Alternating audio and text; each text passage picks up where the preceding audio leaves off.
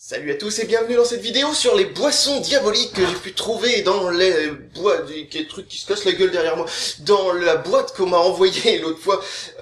Donc, qu'est-ce que c'est? Alors déjà, j'ai trouvé celle-là, une canette qui a une belle tronche, comme vous le voyez, et ensuite, j'ai trouvé aussi la bière du démon. Alors la bière du démon, il y a quelques trucs qu'on peut dire d'elle, notamment le fait qu'il y a un reflet sur l'étiquette, merde c'est con. Mais voilà, là, un truc qu'on peut dire, c'est que notamment c'est la bière la plus alcoolisée que j'ai vue de ma vie, et d'ailleurs c'est marqué dessus, il y a marqué la bière blonde la plus forte du monde. Je pense pas qu'ils mentent, parce que j'avais jamais vu de bière à 12 degrés, c'est quand même assez incroyable.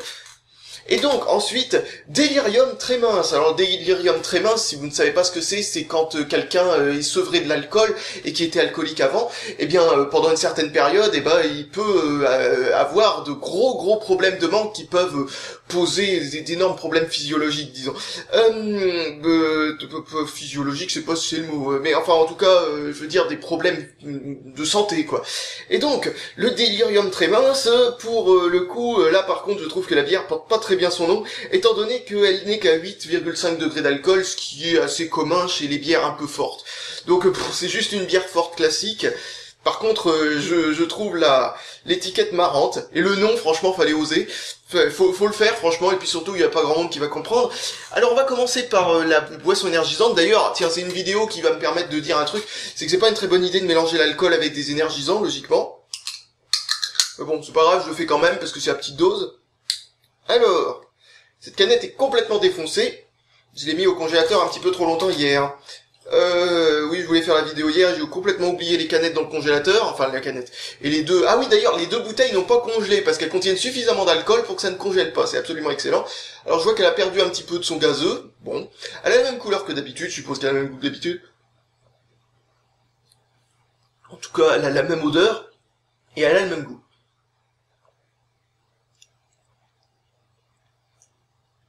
Voilà, bon, bref, c'est la même chose que d'habitude. Et c'est encore moins bon quand c'est la première chose qu'on avale le matin.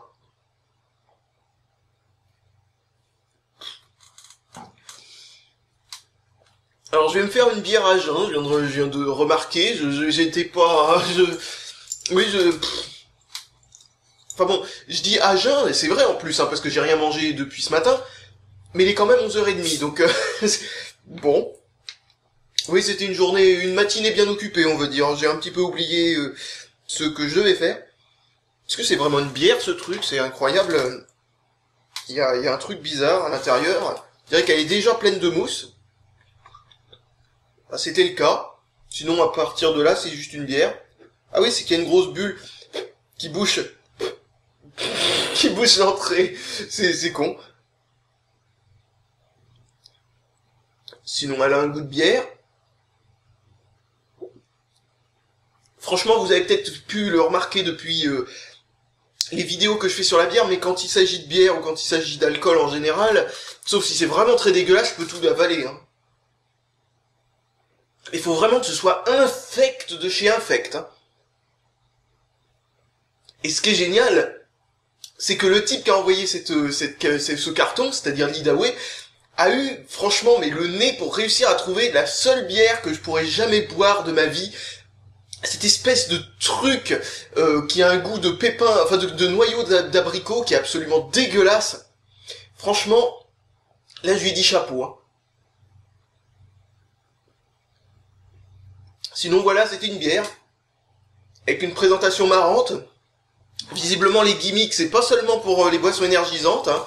Nous avons aussi droit à ce genre de truc pour tout ce qui est bière. J'avais encore jamais remarqué. Faut dire que je regarde pas forcément ce qu'ils y font.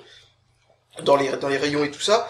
Allez hop, c'est parti pour décapsuler la bière du démon, qui au moins, même si son goût sera peut-être identique à n'importe quelle autre bière comme d'habitude, bien au moins elle aura le mérite d'être plus alcoolisée, ce qui est pas forcément une chose que je recherche, donc j'en ai un peu rien à foutre.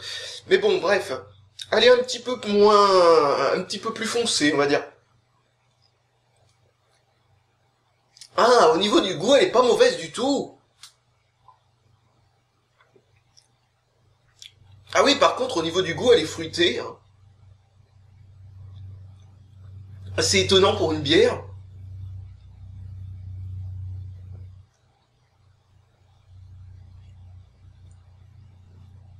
Je viens de réaliser un truc. En fait, elle a un goût de bière dans lequel on aurait ajouté du sucre et de la vodka. Donc oui, c'est un peu bizarre.